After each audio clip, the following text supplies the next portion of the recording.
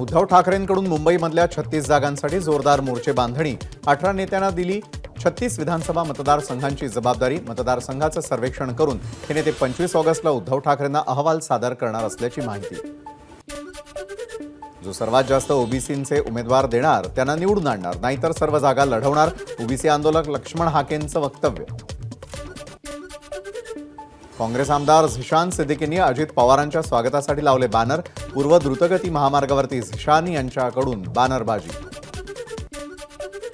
सुहास बाबर यांना विधानसभा निवडणुकीसाठी पाठिंबा देणार, सांगलीचे खासदार विशाल पाटील यांची माहिती। सुहास बाबर हे शिंदे गटाचे दिवंगत आमदार अनिल बाबर यांचे पुत्र। रायगडमधील मांडवा ते मुंबई जलवाहतूक 1 सप्टेंबर पासून सुरू होणार। पावसाळ्यामध्ये कोणतेही अनुचित प्रकार घडू नये म्हणून 26 मे पासून वाहतूक बंदी होती। मुंबईच्या रेल्वे स्थानकांमधील रेल नीरचा पुरवठा पुढील सूचनेपर्यंत बंद। पाणी पुरवठा करण्यासाठी नवीन वाहतूक ठेकेदार नेमला, मात्र मालवाहतुकीचं काम आम्हालाच मिळावं या मागणीसाठी काकोळ ग्रामस्थांचं उपोषण सुरू। अमरावतीमध्ये भाजपकडून आयोजित करण्यात आलेल्या कार्यक्रमामध्ये साडी भेट घेण्यासाठी महिलांचा गोंधळ। महिलांची संख्या मोठ्या प्रमाणात आल्यानं कार्यक्रमात झाला गोंधळ। नाशिक मुंबई महामार्गावरती वाहतूक कोंडी। 4 ते 5 किलोमीटर पर्यंत वाहनांच्या लांबच लांब रांगा। खड्डे, पाऊस आणि परतीच्या प्रवासाला निघालेल्या वाहनांमुळे वाहतूक कोंडी।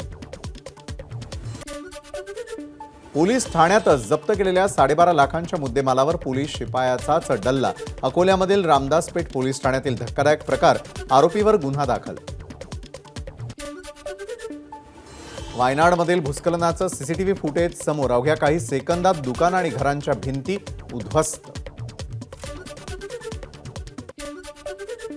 भारतीय तटरक्षक दलाचे प्रमुख राकेश पाल यांचं निधन। चेन्नईमध्ये हृदयविकाराचा झटका आल्यानंतर त्यांना रुग्णालयामध्ये दाखल करण्यात आलं होतं। एबीपी माझा, उघडा डोळे बघा नीट।